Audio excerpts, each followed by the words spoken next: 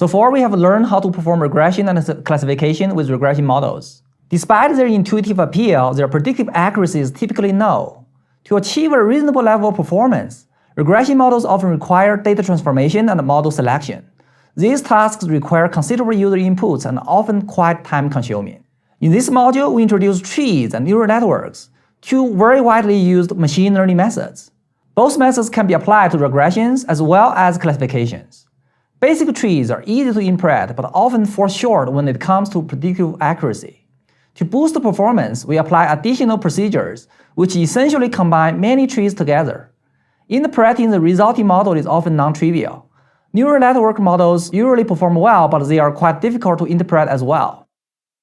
We will start with tree models and apply them to regression and classification problems. We then proceed to neural networks models. We'll wrap up with a module by building trees and neural networks using XLMiner.